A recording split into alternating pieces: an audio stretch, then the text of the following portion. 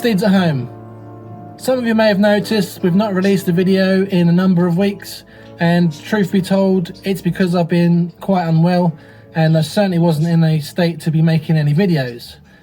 I was in the middle of making a video right before I became unwell, and so I'm going to finish that off first before we make anything else.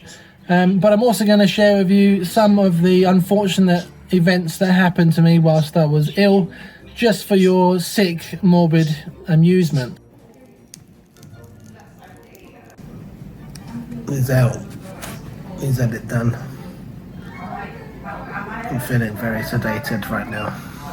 Whenever you're ill, the doctors just want to throw the COVID book at you. COVID this, COVID that.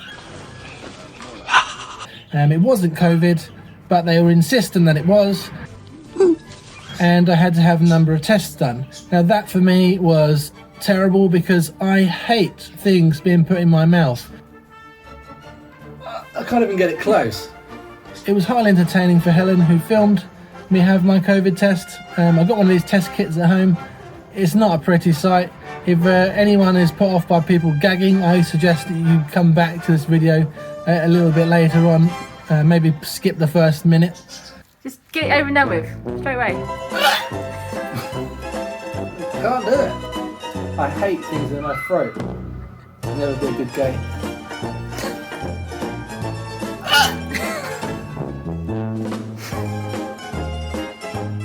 This is the joke.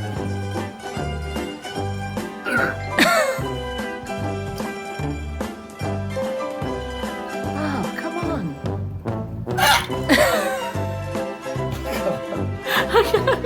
I can't. You're actually being serious. Yes, I'm being serious. I just can't tolerate anything in my mouth.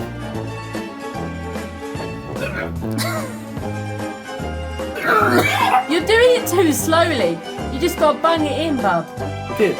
You did it? Yeah, I touched it, but not for 10 seconds. Oh, you got to tickle it for 10 seconds. Mind over matter, bub. Mind over matter. You're thinking about it too much. Come on.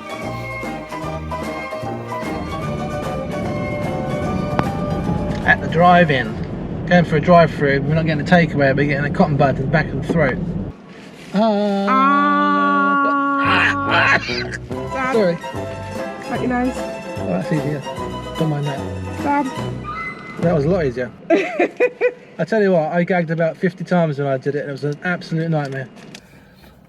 But anyway, so I was in the middle of making a video. We've developed a bit of a problem. As the weather started getting colder and there's less food available in the fields, we're starting to get some unwanted guests in the garden and even in the house. On Saturday we had a mouse in the house, having a little trot around, minding his own business. The cat's absolutely useless, didn't do anything about him, and he's probably still in there somewhere. We have no idea where it went.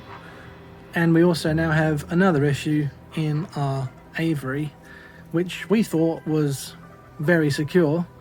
It turns out it's not.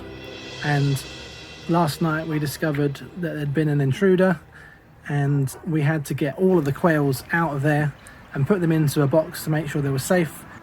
And what we found is a hole in the bottom of the aviary.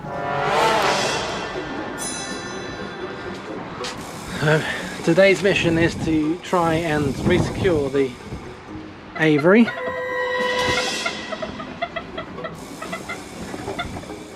I've got all of the animals out, and I'm going to try and basically dig up all the plants that we put in here, because that's where the weak spot is, and fill it up with wood and maybe even put some wire mesh down. Unfortunate. I've got some helpers. Not sure how much help they're going to be. Excellent!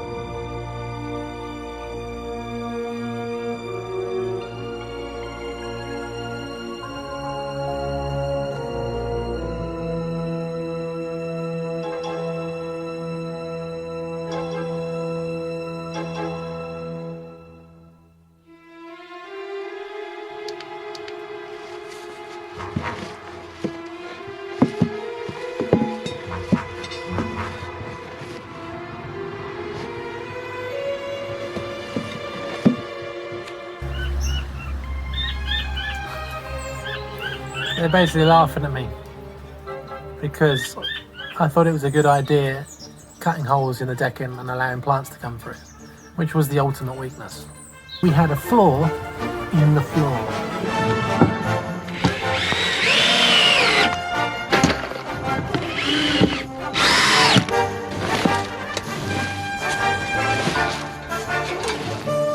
We thought we was doing a good thing by allowing the quails and the chooks to have plants to feed on that would grow through the ground. That was actually a weak spot, and subsequently we've had a tunnel network dug underneath, which was by rats. So we're having to deal with that. The first thing was to seal up all the holes, remove all the plants, and sort that out.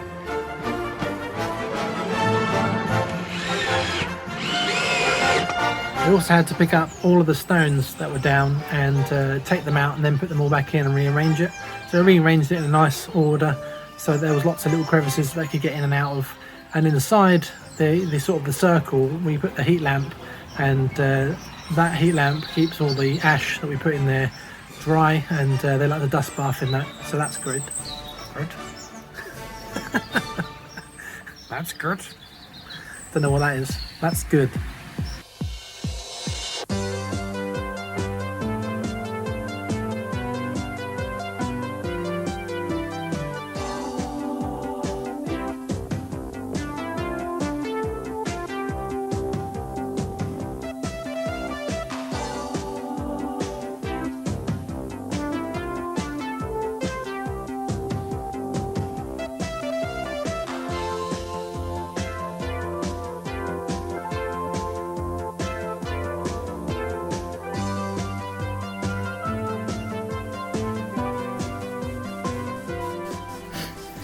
Right, so we've got a winter bunker now. There's an abundance of ways in. All very sturdy.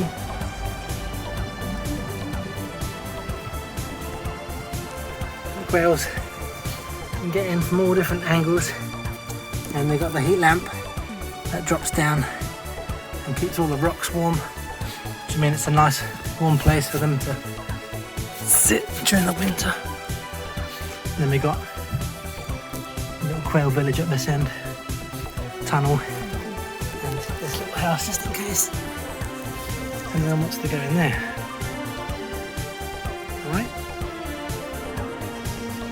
you can all come out now. Let me just move this.